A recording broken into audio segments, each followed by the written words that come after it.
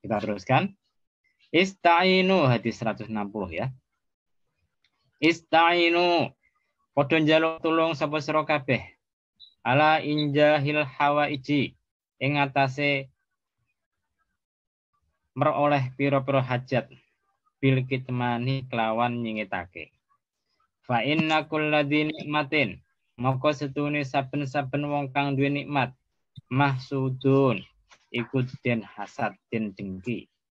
Rawahu ngriwayatake hadis sapa Abu Nuaimin sapa Abu Nuaim dalam kitab Hilyatul Auliya an Mu'ad bin Jabalin saking Mu'ad bin Jabal. Jadi maksudnya gimana? Maksudnya kalau Anda punya keperluan, Anda punya hajat akan sesuatu, jangan diumbar, jangan disebarkan kemana-mana. Oh, saya perlu ini, saya perlu ini. Nah, ini ada kemungkinan. Nah, kemungkinan itu ada dua. Pertama, Anda itu akan dihalang-halangi dari kebutuhan atau hajat Anda tadi. Nah, contoh misalkan Mas Ruslan, dia punya proyek lah. Punya proyek, kemudian diumbar kemana-mana. Nah, ternyata yang pengen mendapatkan proyek itu juga banyak orang. Akhirnya nanti Anda akan dijegal, maka ini yang pertama. Anda akan dihalang-halangi untuk mendapatkan hajat keperluan Anda. Yang kedua itu kadang-kadang kalau orangnya tidak senang, itu Anda akan dijadikan gunjingan, dijadikan gosip. Nah, karena dia merasa hasud dengki kepada Anda. Nah, jadi terus dalam Al-Quran dikatakan fa'amma binikmati rabbika fahaddits. Maka kalau kamu dapat nikmat, dapat anugerah dari Allah, katakanlah, ceritakanlah. Tapi dulu sudah tak pernah tak terangkan. Yang dimaksud menceritakan itu apabila aman dari fitnah. Jadi kalau misalkan Mas Fuluk lah, dia dulu saingan sama Mas Ruslan untuk dapatkan si A. Ternyata yang dapat Mas Fuluk. Kemudian diumbar kemana-mana. Ya Mas Ruslan akhirnya hasad, iri ya. Akhirnya jadikan gosip kemana-mana. Oh Mas Fuluk itu ternyata pakai pelet, jaran goyang atau apa kan gitu kan. Padahal enggak itu, enggak pakai jaran goyang. Gitu. Kalau goyangnya ya, tapi jarannya kan tidak. Maksudnya gitu. Maksudnya orang dapat kenikmatan itu boleh diceritakan apabila sudah mendapatkan kenikmatan tadi. Yang kedua, aman dari hasud, aman dari orang yang dengki. Tapi kalau misalkan Anda punya teman irinan, ya udah usah dikasih nikmat lah. Misalkan Mas Ruslan itu punya tetangga yang irinan. Mas Ruslan punya apa? Iri. Punya apa? Iri. Ya udah usah cerita. Habis beli HP baru, habis beli motor baru, ya iri lah. Jadi hasud lah teman Anda nanti, tetangga Anda nanti. Jadi kalau punya kebutuhan, keperluan belum dicapai, belum bisa mendapatkan tadi, kalau bisa ya disembunyikan. Jangan ditunjukkan kemana-mana. Kenapa?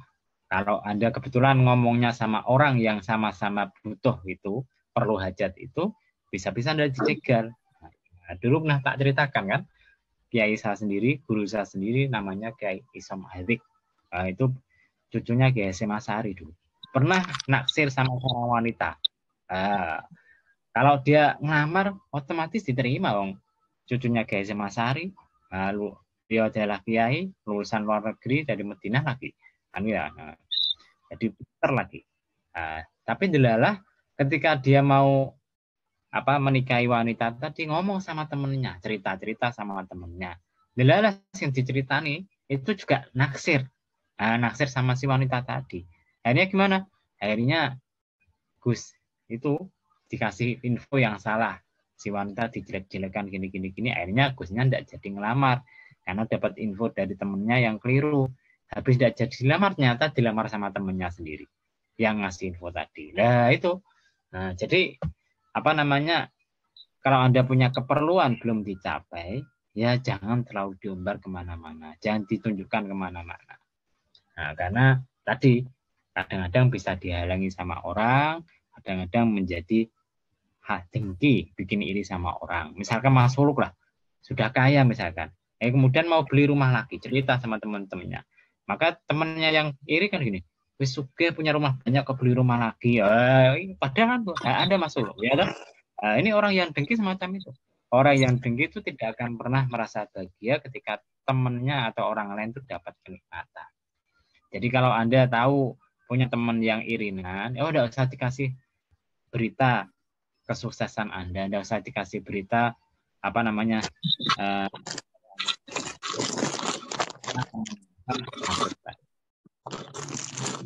kemudian apa namanya istainu. Nah ini hadis ini mesti wanita ini hadis nomor 161 ini. Istainu podo njaluk tulung sapa sira kabeh. Oh tadi hadis tadi itu hadisnya dhaif ya. Hadis yang tadi itu hadisnya dhaif. Bahkan ikut Imam Ibnul Jauzi hadisnya palsu, maudhu. Tapi ini kemudian dikritik sama seorang ulama namanya Al-Hafidz Al-Iraqi yang mengatakan, oh ini tidak pas kalau dimasukkan maudhu. Ini ya kalau dhaif ya dhaif, cuma